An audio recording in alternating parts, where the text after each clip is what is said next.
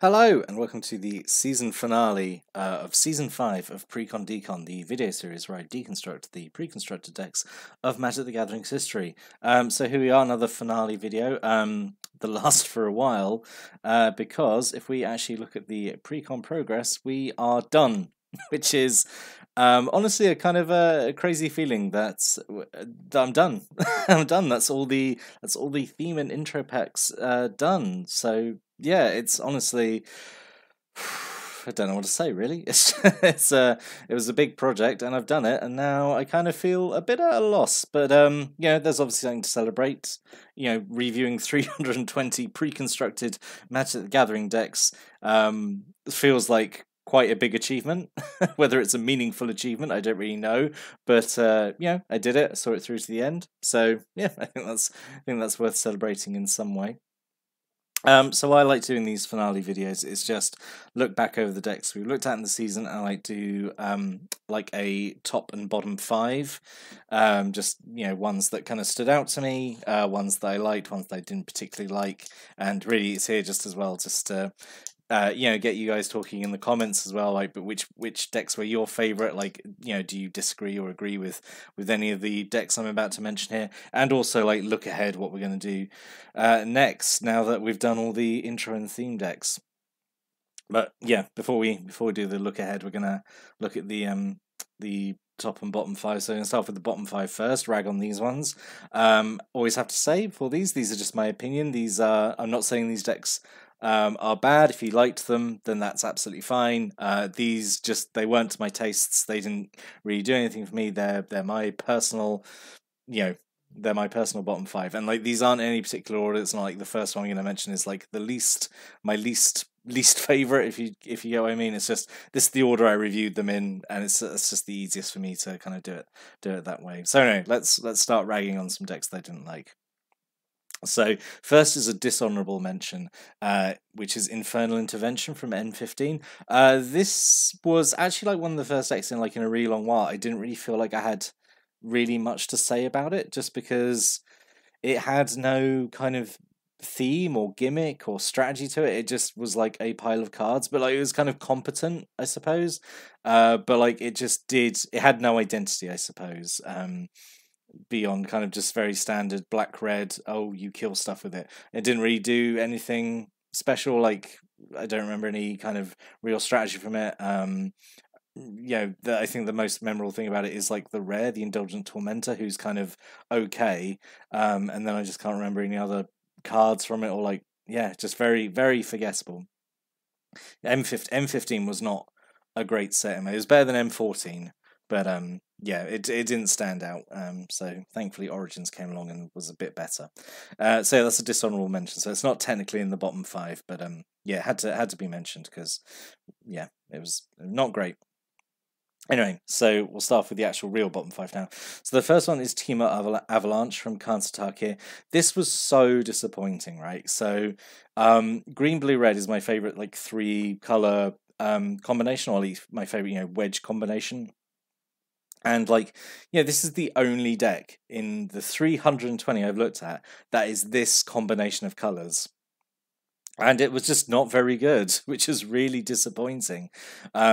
Mostly, I think, because that Temur were not designed very well in Karnataka, maybe.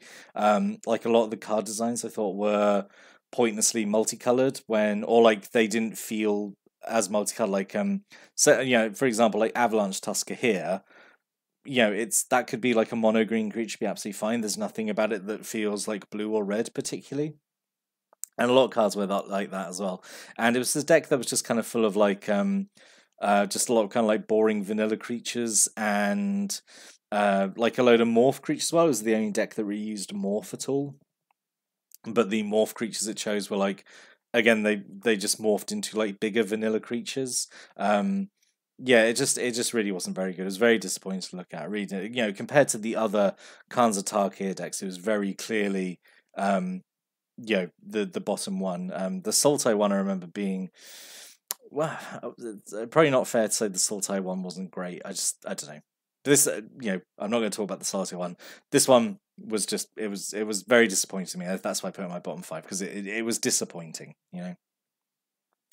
And then I just literally just said when I was talking about M15 that Origins was okay.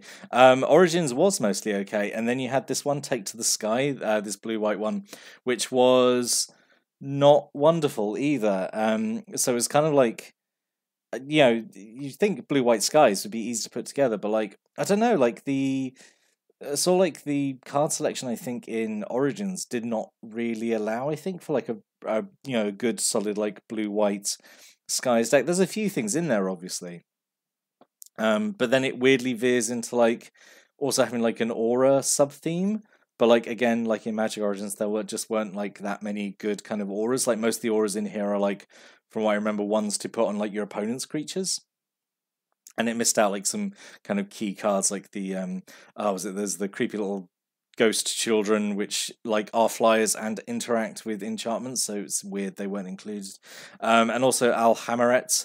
Out of all the Origins like face cards, like all the legendaries, definitely felt like the most disappointing to me. I mean, he's still like a big 5/5 flyer, but yeah, like I felt like um all the other cards had like more synergy with what the deck was doing, whereas Alhammer is like just a big flyer that comes down late game. He doesn't do anything. He doesn't like help flyers in any way. It's just, yeah, I don't know, just not great. Part of that could be because it's blue white and I have a bias towards blue white, but yeah, I think again out of all the Origins decks, this one was like very clearly like the weakest of them all, like especially when compared to like the elf one or the black red one, which had like the whole kind of like stealing and sacrificing stuff. That was pretty good. The blue red artifact one, which spoiler is going to show up in the next list. Yeah, this one was really just not great in my opinion.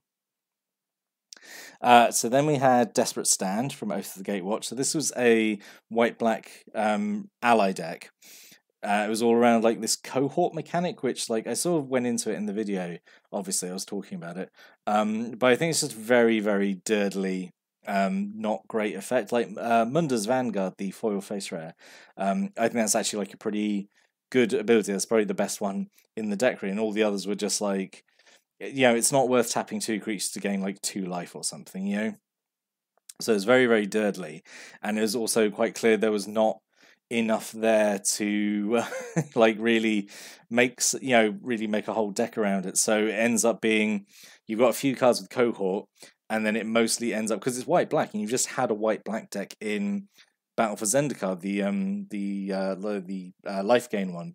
So it ends up being sort of like stealing a lot of cards from that, and also you had the ally deck, the rally one, which was red-white. So it's kind of like stealing some cards from that because they're all allies and stuff. And it just ends up with a deck that just has really not much identity other than having, a few cards use this, like, honestly not fantastic keyword. So, yeah, really, really not that impressed with that one. So then moving over to Shadows over Innistrad. This was a really disappointing block actually to look at. Like honestly, I was really, because I didn't really know much about the Shadows over Innistrad precons, and I was looking at them and just like, these are not wonderful. This really felt like the decline of the intro packs, honestly. But this one stood out to me, Angelic Fury, because I don't know what it is about Innistrad and red-white intro packs, but they just never seem to work out that well. So I have 2 complaints about this deck. So one is like a legitimate one, and one is me just being me, I suppose. So the legitimate one is that like this is just a pile of cards. This deck, like red white really had no, I guess, major mechanical overlap in Shadows over Innistrad. So it's just a kind of very thrown together. It feels like a deck you've put together for like when drafting. It feels like maybe like a serviceable draft deck you've put together from packs and stuff.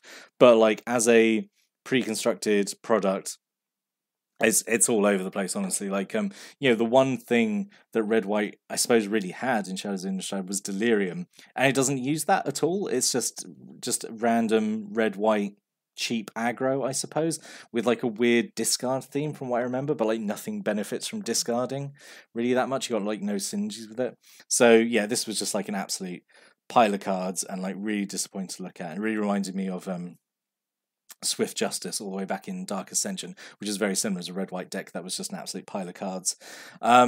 and also the second complaint I had about with it, it's called Angelic Fury. It has like one angel card in it, has the foil face rare, and then no other angels, which was, I always feel like a big issue with it. Not a big issue with it. It's just, it bothers me personally. But yeah, like Shadows of Innistrad, like a big story theme was that the angels were going mad and attacking humans, and like I guess that's more like of a set design thing. There just weren't a lot of kind of mad angels really that you could have put in the deck, and that would have been, I don't know, a fun thing to include at set design. But that's like at a far greater level than just the deck here. So yeah, this was very forgettable, very bland, very poorly put together, I think. And then the last one. So weapons and wards. This was really frustrating to talk about. This, I mean, it's the deck that made me do a what could have been. And if a deck makes me do a what could have been, like, and build a whole new deck, it's generally going to end up on the bottom list because it frustrates me so much. So, so this deck basically has one rare that is sort of okay, the Emrakul's Evangel, which requires you to sacrifice all your humans, then you lose all the human series, because it's meant to be green-white humans, really. And you have the foil face rare, the Ulven World Observer, which really doesn't gel with what the deck's doing at all. Like, it benefits when creatures with toughness 4 or greater die, but like you don't, nothing in the deck really, or like I think maybe 1 or 2 cards naturally have toughness 4 or greater. Now there is a theme of like auras and equipment. And you could argue like, oh, you get them up to higher toughness and then they die, you draw a card, so you get something out of it. But yeah, it's just there were so many better rares that could have been in the set. If you want to do like green white humans, there were so many better cards that could have been included. So this one felt really all over the place. And it's like, even the fact it was meant to have a theme of kind of auras and equipment, and the auras and equipment chosen were just like bad anyway. So yeah, it was really not great. I really hated this one, actually. This is probably, out of all the ones I've looked at in this whole season, this is the one that actually I really, really disliked. Like, it felt personal, this one.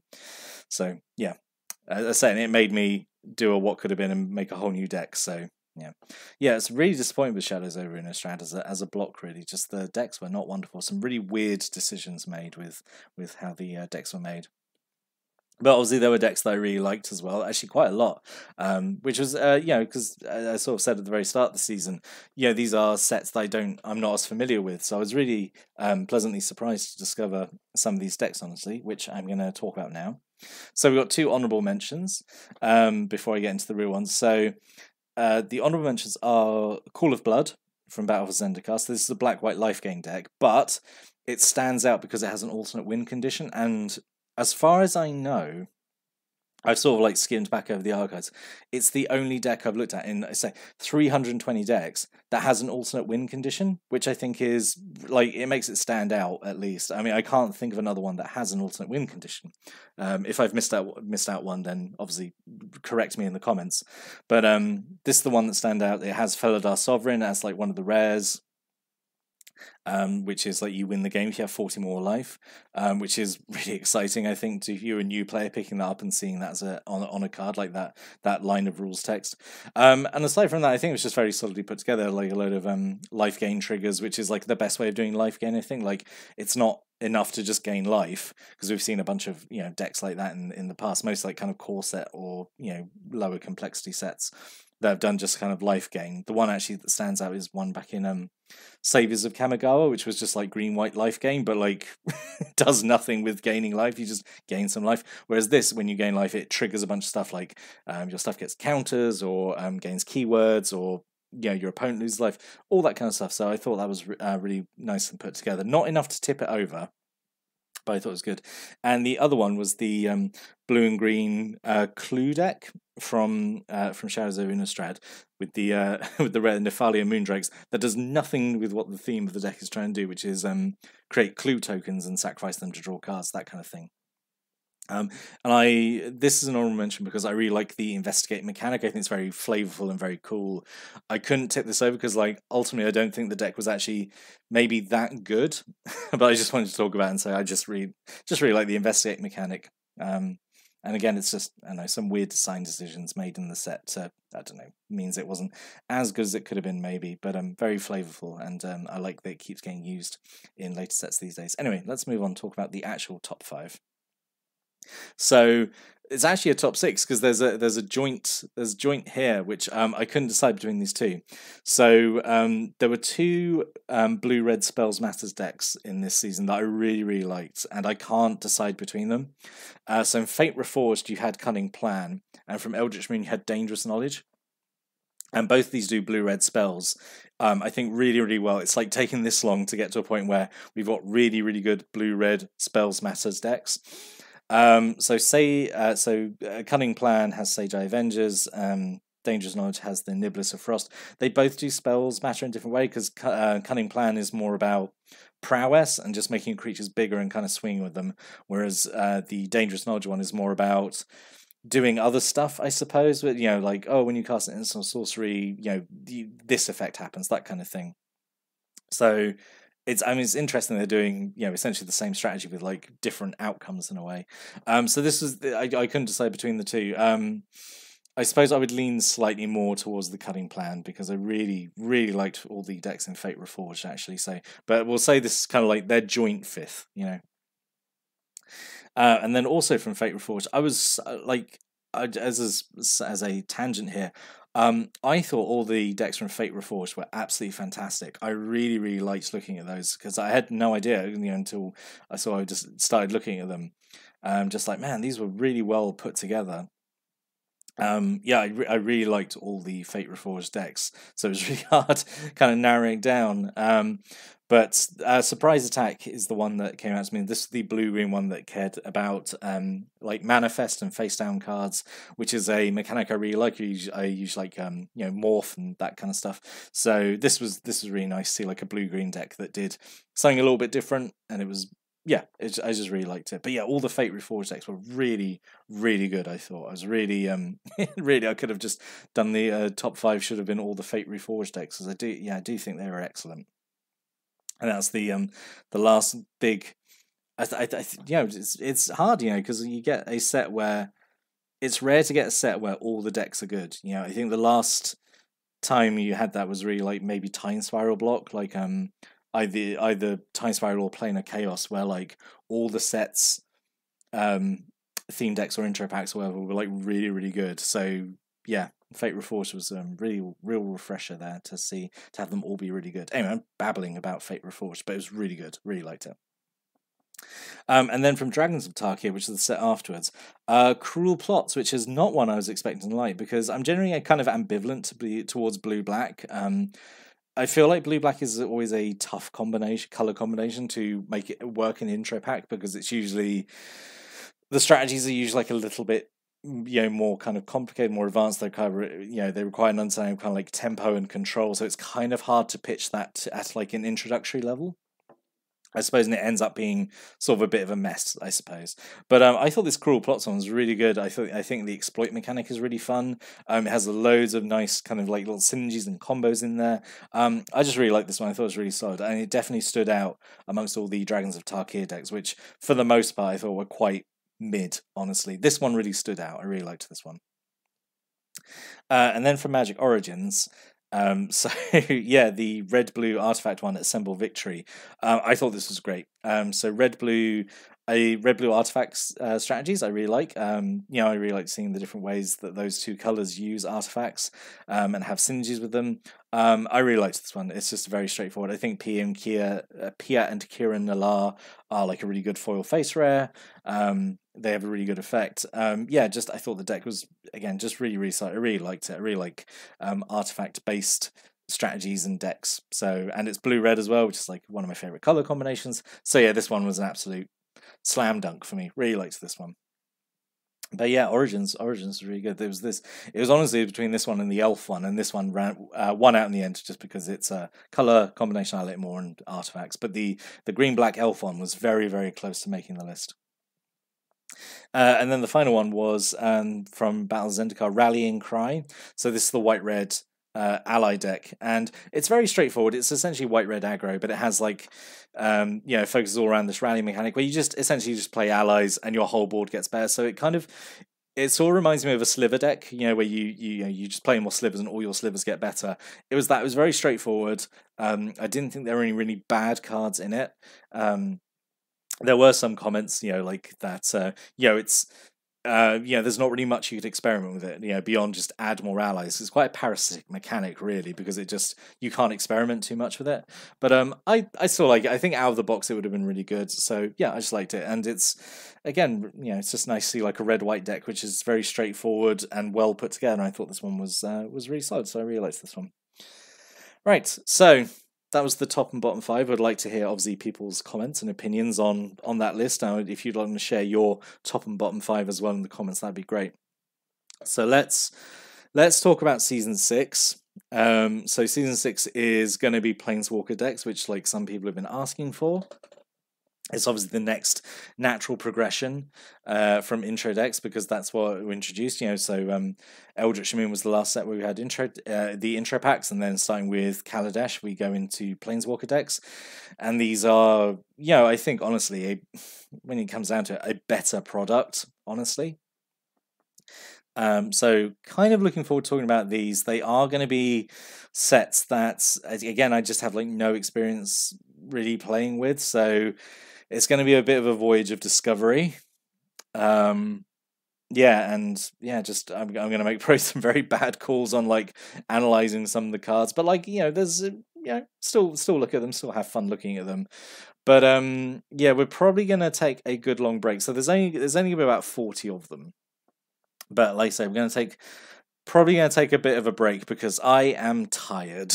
I'm really kind of burned out on doing these videos, because I've done I know I keep throwing the number there. I've done 320 of them, so I'm feeling kind of burned out, kind of a little bored of it at the moment, like kind of a bit reluctant, like it's taking me a really long time to actually record everything for Season 5, just because I was finding it really hard to like get the enthusiasm to do it, I suppose. And I don't know if that's maybe because I was just kind of doing too much too quickly, or I know they were sets that I wasn't familiar with, so I was having to like kind of I don't know. it's tough to say, but yeah, I'm kind of a bit tired, feeling a little bit burned out on it. So I don't want to go into Season 6 like straight away. So I am going to take a break from doing this for a while. I don't know when I'm going to come back to this. I do want to come back because ultimately at the end of the day, I do like making these videos, and it has been really nice finding kind of a niche bit of content. And obviously you guys watching this obviously really like it, otherwise you wouldn't be watching it and commenting and subscribing, all that kind of stuff. But it's going to be a while, I think, until Season 6. Let's say sometime in the new year, like early in the new year. But yeah, I don't think it's going to be this year. I'm not going to say I'm not going to make any more videos for like the rest of the year. I've got some ideas, like just for little short videos. I've got like something in my mind. I really want to make a little video where it's like my kind of love letter to the Transformers card game, because that's something I'd quite like to talk about and just kind of get out there and sort of share my opinions on it. But yeah, in terms of Magic the Gathering stuff, might take a long break from that, I think. So I guess I'll say I'll be back soon. I don't know when. Best thing I can just say is, this is the first time I'm going to do the standard YouTuber thing of subscribe and hit the bell for updates. Whoa. But yeah, do that, and then you'll see when I update again when we go back to Precon Decon. But I do just want to say, we're at the end of the journey here. We're at the end of what I originally envisioned for the project, which was just like looking at all the theme and intro decks, and we've done that now. And I just want to say, if you have watched every single one of those, and I know some of you have, because there are certain people out there who are maybe watching the channel from the very start, who are absolute troopers and leave a comment on every video, and they've shared like stories, and we just had bants. I love a bit of bants, but you have done that. You are an absolute champion, you're absolute trooper, and I hope to see you back in Season 6 where we talk about Planeswalker decks. And but until then, yeah, thanks for watching and listening. Thank you for following the Precon Decon journey, and have an amazing day. And I'll see you when I see you. So thanks for watching. Have a great day, and goodbye for now.